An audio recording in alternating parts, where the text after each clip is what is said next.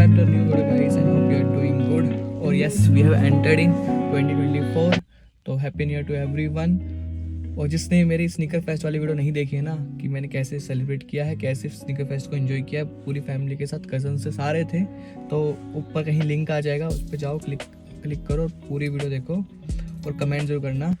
और मेरे पास रिसेंटली ना बहुत सारे कमेंट आ रहे थे रिगार्डिंग माई कार. मैंने कार की वीडियो डाली थी तो उसमें लोगों के ना कमेंट आए हुए थे कि क्या उसके फीचर्स हैं और कौन सा मॉडल है, क्या इसमें स्टीयरिंग में हिलता है नहीं हिलता. तो मैंने सोचा क्यों ना इस पर एक प्रॉपर वीडियो बनाई जाए. अभी कार को मैं दिखाता हूँ कितने किलोमीटर हो चुके हैं. तो कार ऑलमोस्ट 16,528 किलोमीटर चल चुकी है. और यहाँ पे सर्विस ड्यू का भी वो आ चुका है, तो इसकी सर्विस भी कराएंगे. तो बहुत सारे क्वेश्चंस थे रिगार्डिंग दी CNG में, क्या इसकी माइलेज है, क्या इसका इंजन परफॉर्मेंस है, एवरीथिंग इस वीडियो में सब कुछ कवर करूँगा. तो स्टार्टिंग से स्टार्ट करेंगे. तो पहले बताता हूँ ये कौन सा मॉडल है. तो ये है XM, जो बेस मॉडल से जो सेकंड बेस मॉडल होता है वो है एग्जैक्ट पूरा XE इसका सबसे बेस आता है, फिर XM आता है. तो this is second base model.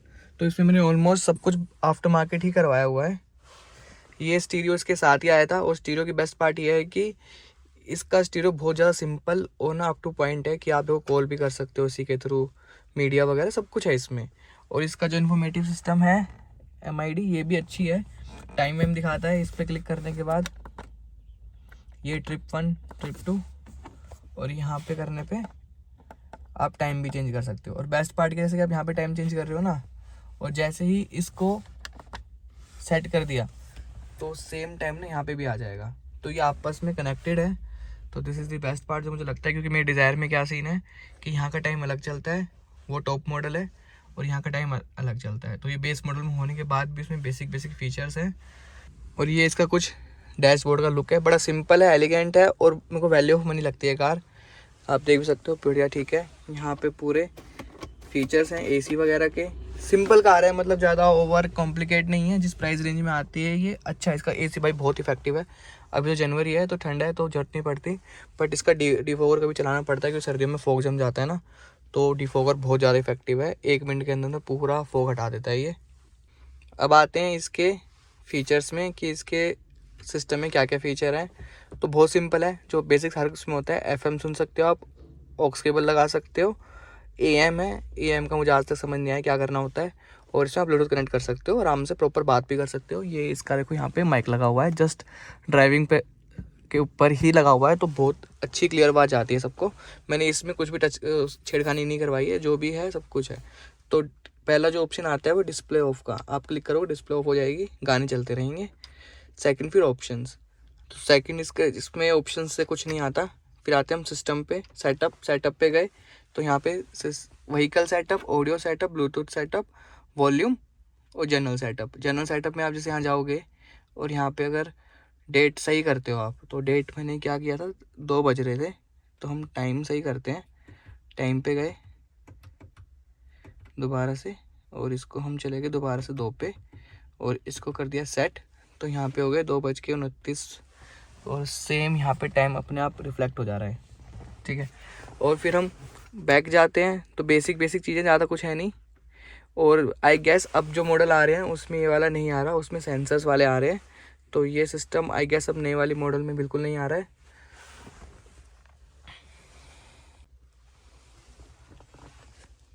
पर ये फीचर मेरे को सबसे बेस्ट लगा, जो था कि आप यहीं से दोनों कनेक्टेड हैं. इसमें थोड़ी बहुत वार्निंग्स वगैरह भी आती हैं. तो अच्छा सिस्टम है, मैं नहीं कहूँगा बेस्ट है, पर बहुत अच्छा है कि आपको बाहर से कुछ नहीं लगवाना पड़ेगा. XC जो मॉडल है उसमें कुछ नहीं आता, तो आपको बाहर से टच स्क्रीन लगवानी पड़ती है. तो इसमें ये बेस्ट पार्ट है. अब इसमें 2 स्पीकर आए हुए थे फ्रंट में, तो मैंने क्या करा, कोएक्सल लगवाया JBL का फ्रंट में. अब यहाँ पे ट्यूटर भी लगे हुए हैं, और जो इसके साथ आए हुए थे वो मैंने लगवा दिए पीछे. तो एक प्रॉपर साउंड, बहुत प्यारी साउंड आती है. अब इस कार में टच स्क्रीन तो आता नहीं था, ये सिंपल आता है. तो मेरे को बैक कैमरा चाहिए था, तो मैंने फिर ये लगवाया. जैसे ही आप इसको, मैं कार स्टार्ट करता हूँ, जैसे ही कार स्टार्ट करी, ये देखो कैमरा ऑन हो गया. तो ये कहीं ना कहीं हेल्प कर देता है. हालांकि मेरे को नीड नहीं है इस चीज़ की, क्योंकि मैंने कभी यूज़ किया नहीं बैक कैमरा. बट ये होता है कि पार्किंग में से कार निकालते हो कई बार ना, कुत्ते के बच्चे हो गए या फिर छोटे बच्चे खेलते रहते हैं, तो उनका थोड़ा ध्यान रहता है, क्योंकि वो दिखते नहीं है, हाइट उनकी छोटी होती है तो दिखते नहीं है मिरर में. और ये देखो मैं दिखाता हूँ, ये मेरा ब्लॉगिंग सेटअप है। यहाँ पे मैं अपना कैमरा लगा देता हूँ GoPro, और ये इसका माइक है, तो ये मैंने खुद से किया हुआ है। अदर देन डैट ये मैंने सीट कवर लगवाए थे आफ्टर मार्केट, ये गुड़गांव से लगवाए हैं, और ये बकेट फिट है। तो आप फिनिशिंग देख सकते हो कितनी प्यारी फिनिश है। और एक्चुअली में जो उसका लुक है ना, मतलब आप देखोगे धागा मैंने लिया है वाइट या फिर सिल्वर, और ये है ब्लैक। तो जो ये डैशबोर्ड की थीम है वाइट और सिल्वर की, इससे बिल्कुल मैच करता हुआ है। ये मैंने एक पिलो लगाया हुआ है। और मोटा मोटा कार में इतना सच कुछ नहीं है, बहुत सिंपल कार है, बहुत प्यारी कार है। मतलब मैं यूज़ कर रहा हूँ, 16,000 किलोमीटर चला चुका हूँ, तो मैं बोल सकता हूँ कि इसका जो चलाने का मज़ा है ना, वो एक्चुअली बहुत बेहतरीन है। हैंडलिंग 100-120 की स्पीड में इतनी अच्छी है और इतनी जल्दी स्पीड पकड़ती है। अभी मैं आपको ड्राइव करके दिखाता हूँ ये कार। उससे पहले मैं आपको एक चीज़ बता रहा हूँ, बहुत लोगों के कमेंट आए हैं ये जानने के लिए कि एक्चुअली में इसका स्टीयरिंग और गियर कितना वाइब्रेट करता है, क्योंकि ये 3 सिलेंडर इंजन है, तो सबको ये डाउट है। तो हम एक टेस्ट करने वाले हैं। टेस्ट, एक मेरे पास पानी की बोतल पड़ी हुई है पीछे। अब देखो स्टीयरिंग को हम सीधा कर देते हैं, इसके ऊपर रख देते हैं बोतल, ठीक है। और ये पानी भरा हुआ है इसमें। अभी थोड़ा इसको स्टेबल होने दो। ये भी देखो पानी ऑलमोस्ट स्टेबल हो चुका है। अब हम स्टार्ट करते हैं, तो देखना कितना हिलेगा। देखो इतना ये इसका जो स्टीयरिंग है नॉर्मली शेक करता है। अगर आप देख पा रहे हो मेरा हाथ भी हल्का हल्का वाइब्रेट कर रहा है। और स्टीयरिंग, अब हम गियर पे जाते हैं, तो गियर भी हल्का हल्का वाइब्रेट करता है, फील होता है। और मैं एक मिनट के लिए ना चुप होता हूँ, अब ध्यान से सुनो इसकी इंजन वॉइस। देखो मैं बाहर जाके आपको इंजन वॉइस सुनाता हूँ इसकी अच्छे से, तो आपको आइडिया लगेगा कि इसकी इंजन वॉइस कितनी है।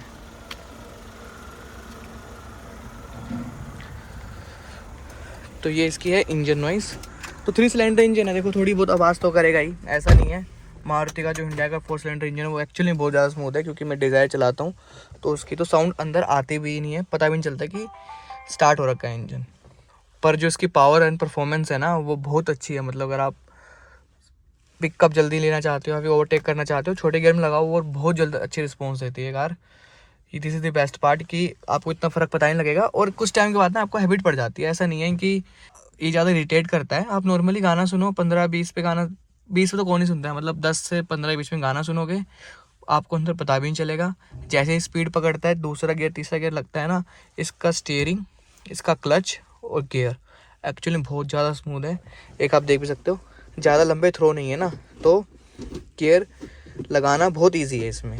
और क्लच भी इसका बहुत स्मूथ है, तो पैरों में दर्द नहीं होता। मैंने मान के चलो जैसलमेर गया था, तो ऑलमोस्ट फुल डे ड्राइव की थी मैंने, तो कोई दिक्कत नहीं आई। तो अब हम चलते हैं इसकी बैक सीट पे एक्चुअली कंफर्ट कैसा है ये दिखाने के लिए।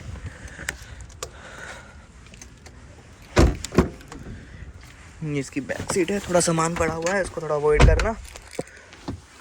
तो ये जो दोनों सीट है ये मेरे अकॉर्डिंग मैंने सेट की हुई है। तो उसके बाद आप देख सकते हो अच्छा खासा लेग रूम है, ये पैर अंदर भी चला जाता है, कोई दिक्कत नहीं है। और बात करें ऊपर की, तो ठीक है, मतलब 6 फुट के इंसान के लिए ठीक है, उससे लंबा इंसान की थोड़ी दिक्कत हो सकती है। कार वैसे भी छोटी है, इतनी बड़ी कार नहीं है। ये आप इसकी फिटिंग देख सकते हो, जो मैंने आफ्टर मार्केट सीट कवर लगाए हुए हैं, एक्चुअली में बहुत प्यारे हैं। अगर 4 बंदे कहीं, मैं कह रहा हूँ पूरे इंडिया भी घूम लोगे ना, तो भी थकान नहीं है इस गाड़ी में। इस गाड़ी का जो पोस्चर है, सिटिंग पोजीशन है ना, वो एक्चुअली में बहुत अच्छी है। क्योंकि मैं डिज़ायर चलाता हूँ, सेडान क्लास मैंने बहुत सारी चलाई हुई है। उसमें क्या इशू आता है कि आपकी जो कमर है ना, वो थोड़ी सी बैंड हो जाती है, जिससे कि ना आप ज़्यादा लंबा ड्राइव नहीं कर पाते। बट इसका आप देखोगे ना बिल्कुल स्ट्रेट है, तो ये एक्चुअली में बड़ा हेल्प करती है आपको लंबे ड्राइव करने के लिए। जितने भी ना एक्सयूवी होते हैं ना, वो होती इसलिए क्योंकि उनमें जो सिटिंग पोस्चर होता है और जो लोग बैठने का कंफर्ट होता है ना, वो ज़्यादा अच्छा होता है एज़ कम्पेयर टू सेडान। बस सेडान में फ़ायदा होता है कि वो थोड़ी नीचे कार होती है, तो कंट्रोल और हैंडलिंग एक्चुअली बहुत प्यारी होती है। अब हम आते हैं सबसे बड़े इशू पे, जो सबसे ज़्यादा कमेंट मेरे पास आते हैं, वो ये आते हैं कि एक्चुअली में ये कौन सी वाली CNG है। तो ये जो पहले वाली CNG थी नॉर्मल, वो वाली CNG है, 2022 का मॉडल है, दिसंबर 2022 का। और मिड ऑफ आई गेस 2023 जून जुलाई से इसमें डबल सिलेंडर आने लगा था, तो ये उससे पहले की है। तो मैं आपको दिखा देता हूँ कि एक्चुअली इसमें कितनी बूट स्पेस है, क्योंकि इसके बाद जो आ रही है उसमें डबल सिलेंडर आ रहा है, तो उसमें थोड़ी बहुत बूट स्पेस, थोड़ी बहुत क्या बहुत ज़्यादा बूट स्पेस है एज़ कम्पेयर टू दिस। इसमें अगर आप, मैं इसकी खोलता हूँ, तो ये इसका बूट स्पेस है, जो कि है ना के बराबर। थोड़ा बहुत सामान ही आता है इसके नीचे, अदरवाइज़ कुछ नहीं आ सकता इसमें। थोड़े बहुत 1-2 जिम बैग ही आते हैं बस। बस ये इसका थोड़ा नुकसान है कि आपके पास बिल्कुल भी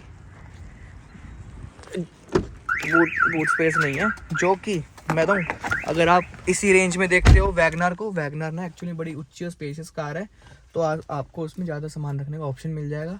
बट वही बात है कि वो 1 लाख रुपये महंगी है। ये मुझे पूरी 7 लाख 100 पड़ी थी, और वैगनर उस टाइम पे 8 लाख की कुछ की पड़ रही थी। सेकंड मॉडल, वो भी सेकंड मॉडल VX है। मारुति में आती ही 3 मॉडल है, तो उसमें अच्छा ऑप्शन होता है। पर अगर पावर की बात करोगे, कंट्रोल और हैंडल सब चीज़ की बात करोगे, सेफ्टी की, तो ये ज़्यादा अच्छी है। और रही बात इसकी माइलेज की, तो इसका जैसे कि बॉडी हैवी है, तो थोड़ा कंपेरेटिवली 10-15% इसकी कम माइलेज है as compare to other cars जो इस सेगमेंट में आती है, जो कि है i10, मारुति में वैगनर, एंड लास्ट में जो आती है ये अपनी टियागो आती है। इन तीनों में बूट स्पेस ना के बराबर है, और एक ही कैटेगरी गाड़ी है हैचबैक। बट सब में से सबसे अच्छा पावर परफॉर्मेंस इसका है, ये मैं आपको लिख के कह सकता हूँ। मैं इसको टॉप स्पीड 145 चलाई थी मैंने, जो नहीं की चलानी चाहिए, बट मैं ट्राई करता कितनी जा सकती है, तो बहुत। उसके बाद ऐसा लगा था कि हैंडलिंग अब जा रही है, तो इससे ऊपर मत लेके जाओ, अदरवाइज़ बहुत अच्छी है इसकी हैंडलिंग थी। अब हम सीट बेल्ट लगा लेते हैं और मैं आपको दिखाता हूँ इसकी परफॉर्मेंस कैसी है। तो थोड़ा सा वेट करना पड़ेगा सीट बेल्ट लगाने के लिए। सीट बेल्ट मैंने लगवा ली है, अब हम चलते हैं। तो आपको देखो स्पीड का आइडिया लग जाएगा। ब्रेक कराया देखो, इसके ब्रेक भी बहुत अच्छे हैं, कोई दिक्कत नहीं किसी ब्रेक में। हैंडलिंग एक्चुअली बहुत प्यारी है, मैं मजाक नहीं कर रहा। 16,000 किलोमीटर चलाने के बाद मैं ये बात कह सकता हूँ।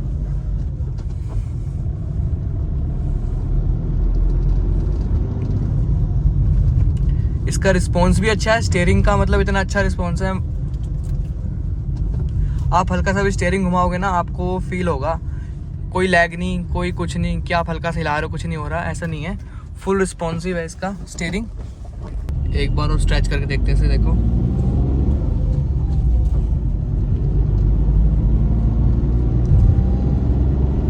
थर्ड गियर 60, फोर्थ गियर पे ये अभी 70, और ये फिफ्थ गियर, मतलब 80 तक तो ये बहुत आराम से चली जाती है बिना किसी एफर्ट के। उसके बाद थोड़ा एफर्ट लगता है, पर ऐसा नहीं है आउट ऑफ कंट्रोल होगी कार, नहीं, बिल्कुल कंट्रोल में रहती है।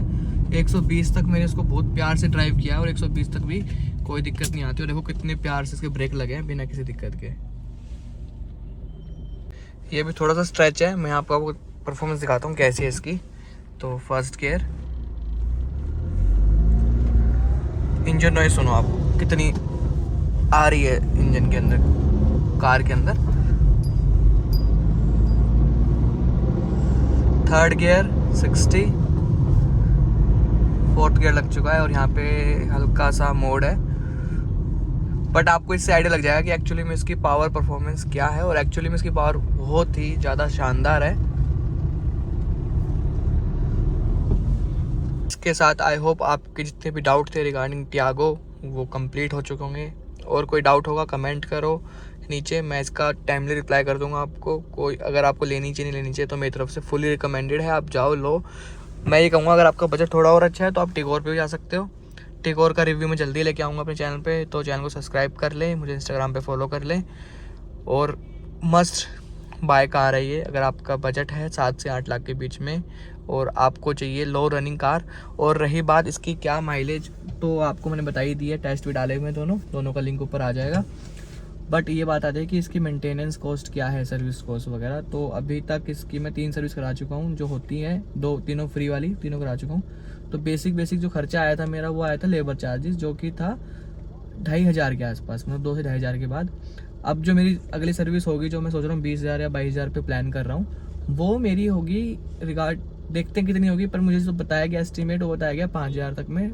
इंजन ऑयल, ब्रेक वगैरह, फिल्टर सब कुछ उसमें ठीक होगा, चेंज होगा, प्लस में लेबर चार्जेस। तो जब वो कराऊंगा मैं, तब आपको पूरा बताता हूँ कि क्या है। अब तक जो फ्री चार्जेस थे उसमें 1,000 से 2,000 के बीच में ही बिल आया है। अगर मेरा बिल होगा तो मैं बिल लगा भी दूंगा, नहीं होगा तो, अगर नहीं लगाया तो समझो नहीं मिला मेरे को। So with this, bye bye, take care and hope you are doing good.